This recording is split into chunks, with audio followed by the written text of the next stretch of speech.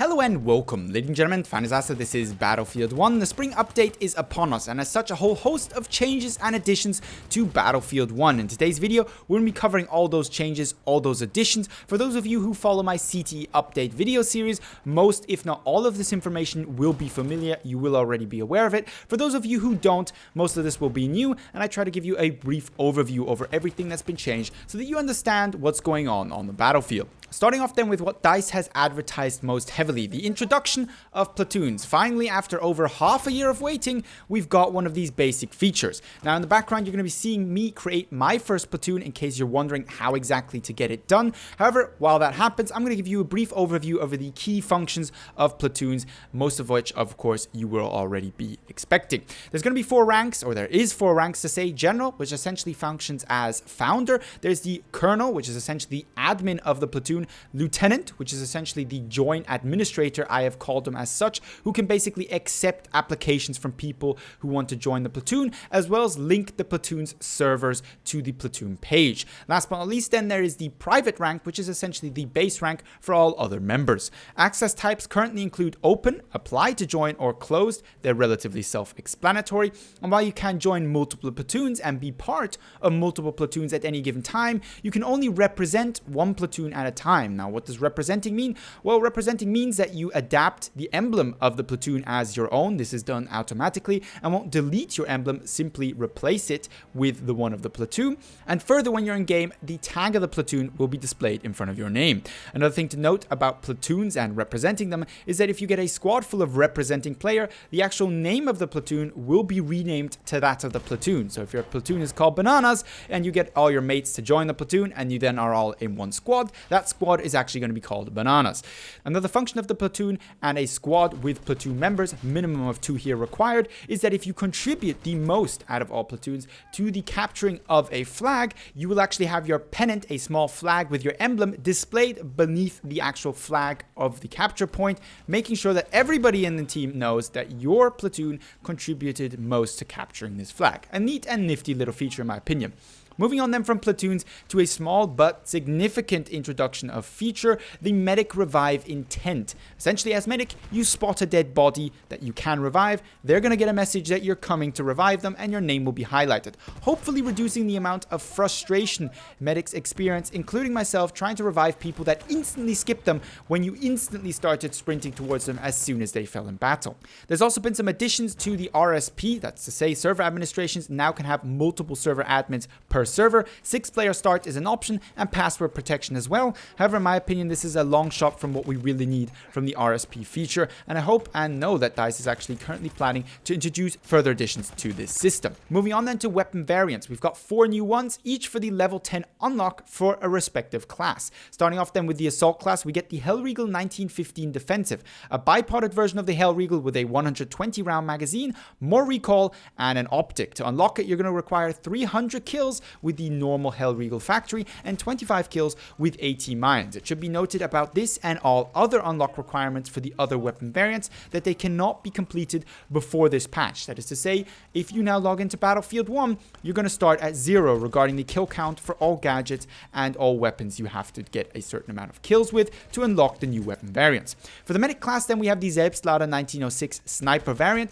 It comes with a bipod and telescopic sight. To unlock it, once more 300 kills with the normal Selbstlader, and in the case of the medic, 25 kills with rifle grenades. The Huet automatic optical is the new unlock for the support class. It comes with a lens sight, vertical foregrip, and better ADS values, that is to say more accurate when aiming down sight. There's no surprise in the unlock requirement. You need 300 kills with the normal Huet automatic low weight, as well as 25 kills with the limpet charge, one of the most fun gadgets to actually use in Battlefield 1.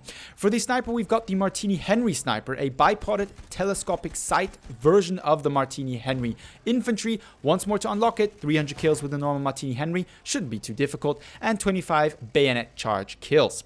When it comes to further additions in content, we've got 19 new ribbons, and in the vehicle category, the one that we've gotten is 3 vehicles destroyed in a round. You'll get a ribbon for that. For the class category of ribbons, if you get 5 friendly vehicle repairs or heal 300 health for your friendly teammates, you get 10 resupplies or 5 revives, all of these tasks will individually give you 1 new ribbon, respectively, of course, for the class. For the weapon ribbons, we've got 4 kills with the semi-automatic handguns, stationary weapons, explosives, or revolvers, resulting each in 1 ribbon. For game mode, essentially, if you win any game mode, you now get 1 ribbon for winning that game mode. Relatively easy to achieve, given that more or less 50% of the time you're going to be winning.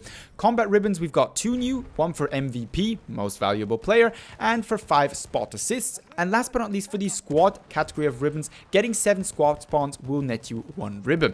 With that being out of the way, let's move on to a more controversial topic, grenades. Well, Ammo 2.0 as per such hasn't been implemented, which I know a number of players are going to be relatively thankful for. I personally, not so much. Anyway, what we have gotten, however, is changes to the resupply times of the grenades as of now. So for the mini grenade, it now takes 28 seconds. The gas grenade at 35 is a little bit more long. 42 seconds for the light anti-tank grenade, and 49 seconds for the frag, impact, and incendiary grenade. There's a number of other things to note about grenades. First and foremost, that the smoke grenades are now up from 1 to 2 possible maximum that you can carry. The AT grenades have seen a damage reduction against infantry targets by 10%. The resupply rate has been increased near ammo crates from 3 to 3.5, and grenades will no longer out to regenerate fully. To obtain them, you will actually have to go next to an ammo crate. That is to say, you can get rid of your 49-second timer without ever going close to an ammo crate to speed this process up, but you won't actually receive the grenade until you hit up a support player to give you that ammo. Another few things to note is that suppression does affect grenades' resupply times. Grenades also no longer collide with teammates within 10 meters, certainly a unrealistic but much desired and appreciated feature, I am sure. And last but not least, grenades should no longer despawn when dying shortly after throwing them, something that the panic grenade throwers are much going to appreciate. Moving on then from grenades to aircraft and AA. Number of changes here, quite significant in nature. The least significant of them is a slight damage increase to the AA, not too massive but probably noticeable. More interestingly, however, the trench fighter has seen a massive nerf to the damage output that its actual darts can do. There's an increase in reload time from 12 to 15 seconds, and the splash damage as well as splash range has massively been decreased, requiring pilots not only to be more accurate with their shots, but also limiting their damage output quite heavily. We'll have to see, time will only tell, if this nerf hasn't been a little bit too harsh. Moving on then from content to technical, over to netcode. There's actually been an interesting development in this category in the spring update as well. Players now with a ping above 100 milliseconds are actually going to be penalized for having that ping, in the sense that the server won't adjust for the fact that their ping is so bad. In other words, their bullets may start missing targets that they believe they are perfectly aiming at. To counter this, you're either going to have to lead to avoid the ping, or of course play on a server where your ping is appropriate. The problem with this, of course, is that DICE decided to keep all servers in-house for Battlefield 1, meaning that certain areas of the world still, as of now, don't have access to relatively close servers, local servers, meaning they have no choice but to play on foreign servers with pings often exceeding 100 by very default. The advantage, of course, of this system is that, well, lagging players will no longer be able to kill you behind walls or after you've turned corners. However, well, it comes at a cost, that's for sure.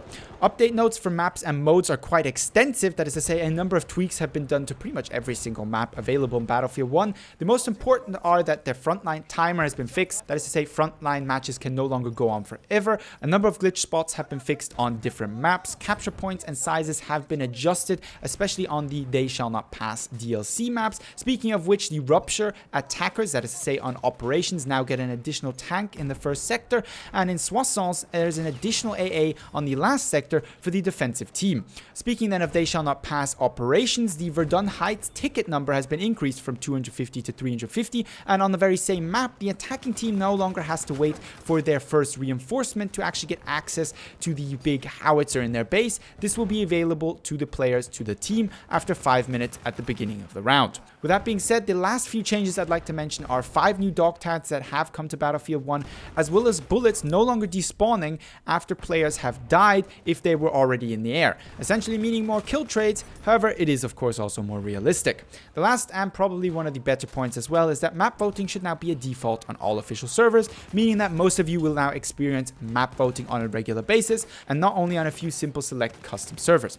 With all that being said, we're at the end of the patch notes. That is to say, let me know down below in the comments what you think of the changes and additions brought into the game by this update. Do you approve? Do you disapprove? Why? As well as, of course, your usual video suggestions for any Battlefield 1 content. If you thought the video was interesting, helpful, informative, don't forget to give it a thumbs up. But with all that being said, I'd like to thank you very much for watching, and hope to see you in the next Battlefield 1 video.